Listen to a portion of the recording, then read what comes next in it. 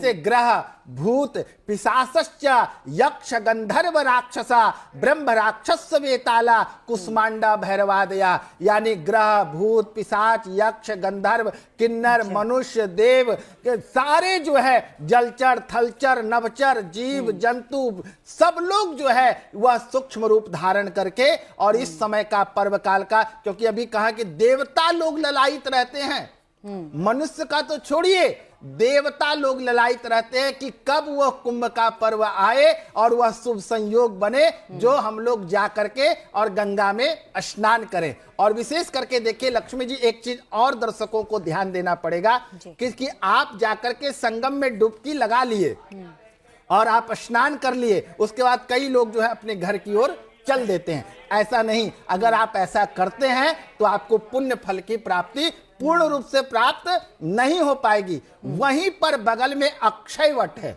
जी, जिसका कभी क्षय नहीं होने वाला, जो सतयुग में भी था, द्वापर में भी था, त्रेता में भी था, आज कलयुग में भी है, और आने वाला जब महाप्रलय हो जाएगा इस धरातल पे तब पर भी वो अक्षय वट रहेगा। क्यों? क्योंकि उसको मां सीता ने आशीर्वाद दिया था। लेकिन विडंबना ये थी कि हमारे देश में जब मुगलों का शासन आया तो वो अक्षय वट का दर्शन को बंद कर दिया था अकबर ने।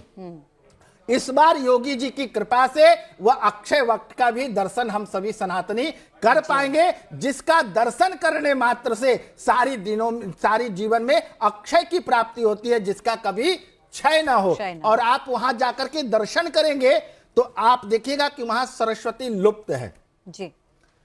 गंगा यमुना हमें दिखाई देती है लेकिन सरस्वती लुप्त है। वो सरस्वती निकली कहां से? तो वही अक्षय वट का जो जड़ है ना, वहीं से मां सरस्वती का उद्गम है। और वहां जब तक हम दर्शन नहीं करते हैं तब तक हमें पूर्ण फल की प्राप्ति नहीं होती है। उसके बाद वहीं पे बगल में श्री हनुमान जी विराजित हैं, लेटे वाले हनुमान जी। आपने इतने जगह घूमा होगा अभी तक, लेकिन कभी भी हनुमान जी को लेटे हुए नहीं देखा होगा, क्योंकि पूज्यपाद गोस्वामी तुलसीदास जी ने लिखा है सुंदरकांड में, उन्होंने कहा है, राम काज किन्हे बिनु मोहि कहाँ विश्राम।